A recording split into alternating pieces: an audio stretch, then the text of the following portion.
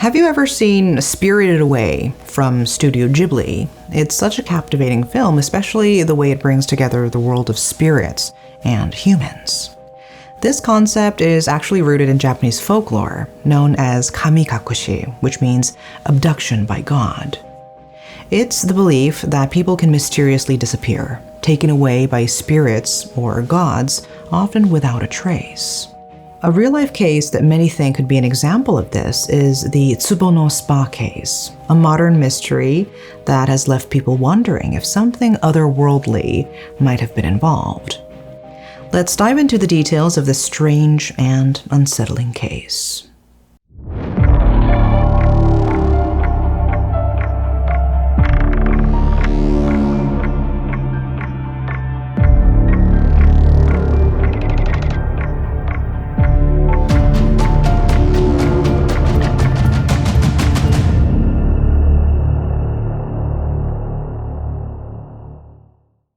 Japan's generation-old mystery began in the spring of 1996 when Yashiki Megumi and her friend Takumi Narumi were students at a local high school in Himi City.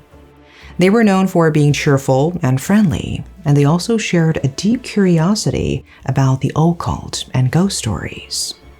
In early May, Megumi and Narumi heard about the old Tsubono Hotel, a popular spot for ghost hunting and courage tests, from a new friend they met at Kaiyomaru Park, a popular hangout for young people in Shinminato City.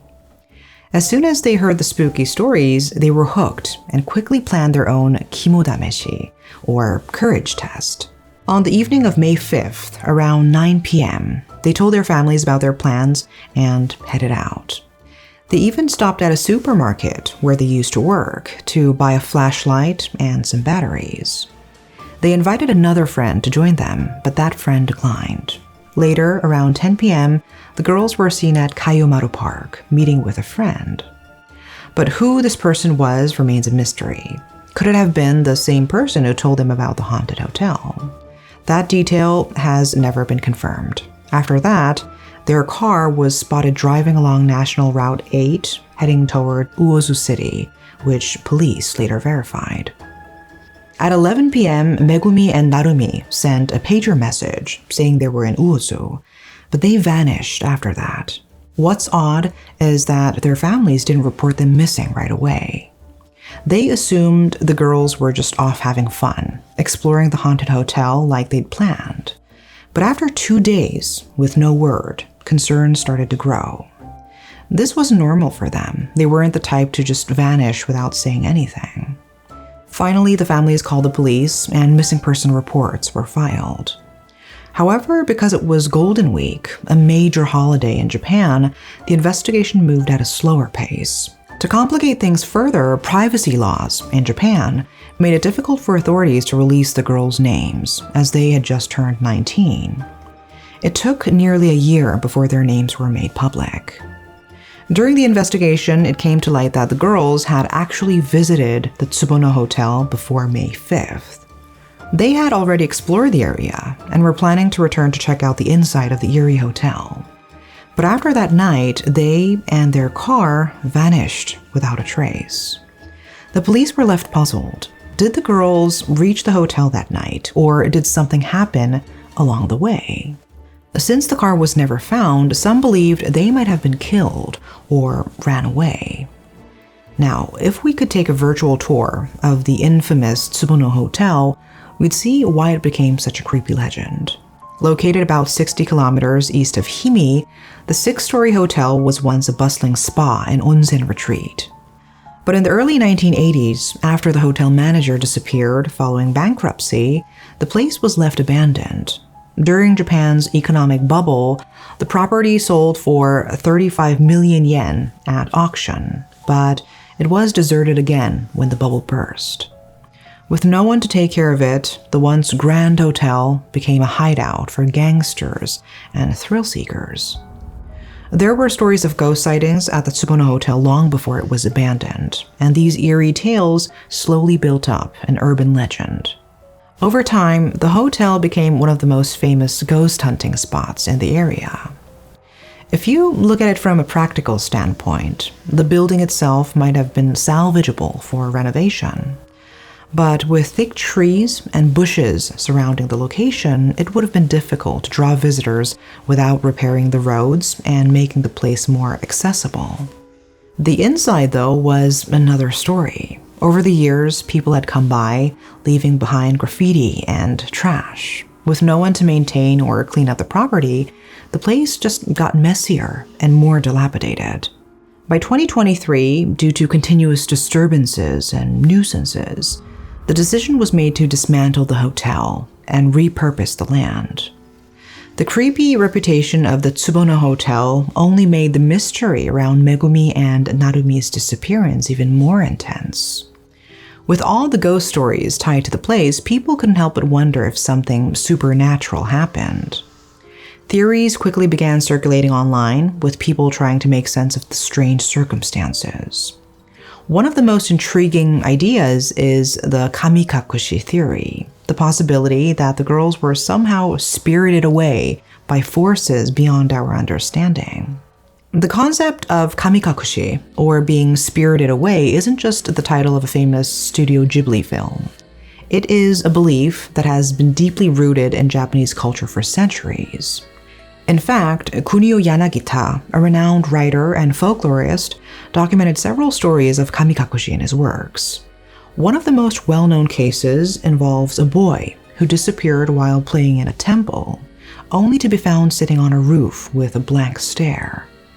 When questioned, he claimed he had been taken by a tengu, a spirit often associated with temples and forests.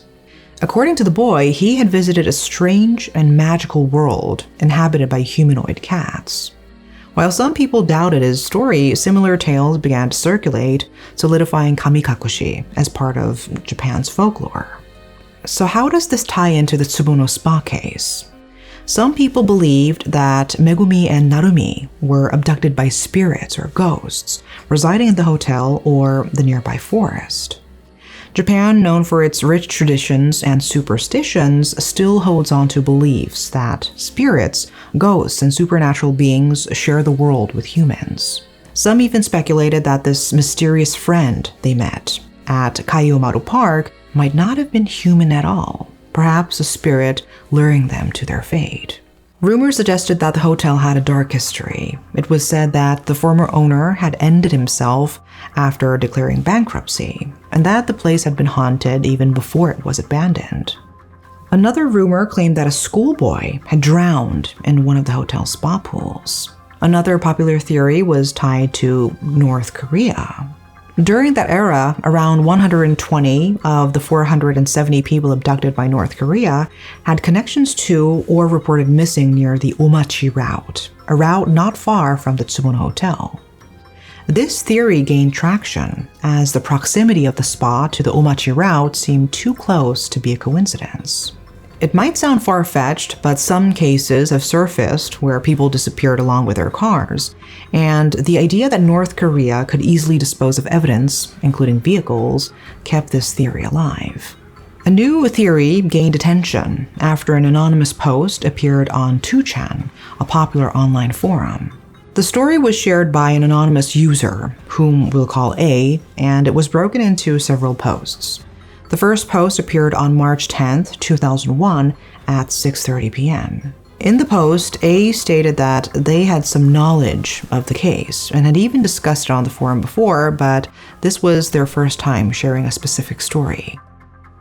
They also noted that both they and the person they had spoken with were drunk at the time, so some details might be unclear or incomplete. The story took place in late summer of 1997.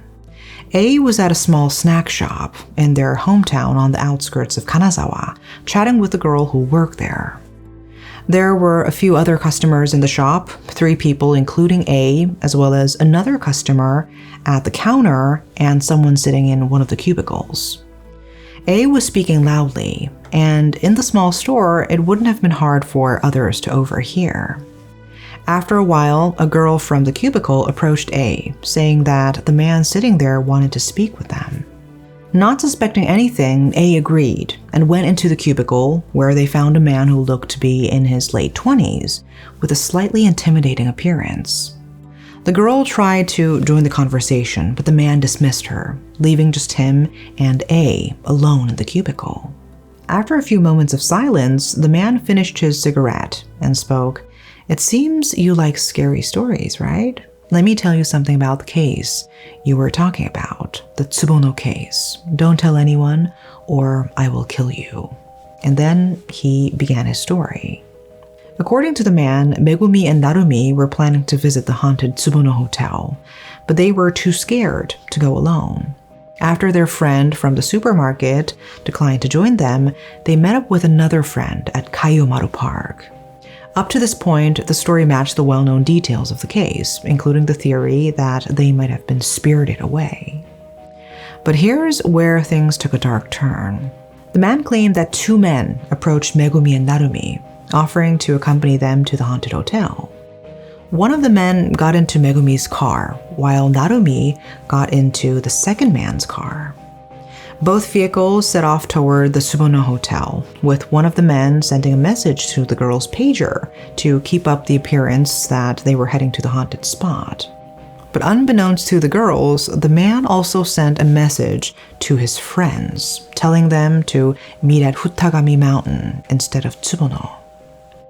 The group did arrive at a haunted location, but it wasn't the Tsubono Hotel. Instead, they ended up at the abandoned hospital near Futagami Mountain.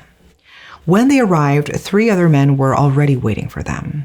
According to the mysterious man's account, he made eye contact with his friends, signaling them to assault the girls. After committing the horrific crime, one of the girls reportedly threatened the men, saying that she's going to report them to the police. Panicked, one of the men strangled Megumi to death. Fearing Narumi would expose them as well, they killed her too. The man went on to say that the bodies were hidden in a manhole in Futagami Mountain. He also claimed that the perpetrators wiped their fingerprints from the car and left it either at Futagami Mountain or at the Tsubono Hotel. Later, it was said that one of the men involved in the alleged crime took his own life. Another was sent to a mental hospital, and the third went missing altogether. This story gained traction, with many people believing it, though others were more skeptical. Some doubted the anonymous post on 2chan, suggesting that A, the poster, might have been too drunk to remember things clearly, or perhaps they were simply spinning a wild tale based on their own theories about the case. For a time, these theories seemed both fascinating and plausible, but they were ultimately debunked when 3 men came forward in 2014, claiming they had witnessed the girl's car sinking into the sea. These men came forward with a chilling story about something they witnessed in 1996 near Fushigi Toyama Port. They recalled seeing a car with 2 young girls inside. At first, they approached to check on them, but before they could get close, the car started rolling backward, slowly, and then shockingly fell into the sea. Terrified, they ran away, fearing they'd be blamed for the accident. And so, they kept the secret for 18 long years. Surprisingly, the police believed their story and chose not to suspect foul play nor investigate further. And for reasons unknown, it took another 6 years before they finally decided to investigate. It wasn't until March 2020, 24 years after the incident, that they sent a crane down to retrieve the car. It was noon, and police had been conducting a massive search near Fushigi Toyama Port in Toyama Prefecture, looking for any trace of the girls who had gone missing in May 1996. At a depth of 8 meters, they found a passenger car submerged on the seabed. When they finally pulled the car out of the water, they discovered skeletal remains, 2 bodies inside. The car was severely damaged, and among the items recovered was a gas station card with one of the missing girls' names on it. Megumi's mother wished that Megumi had simply run away and was living a new life somewhere far from home. But sadly, that hope was shattered when her daughter's body was found at the bottom of the sea. The news spread like wildfire, capturing national attention. After 24 years, It seemed like the mystery of the missing girls was finally about to be solved. Or was it? Even with the bodies found, several key questions still linger in people's minds, questions that have remained unanswered to this day. When we look back at the media reports and the police investigation, a few important points stand out.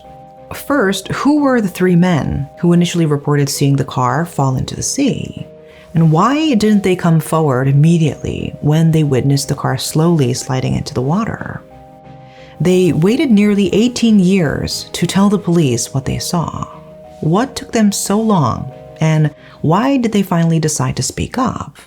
Then there's the issue of the conditions that night. The sighting happened in the middle of the night, around a port where it would have been incredibly dark.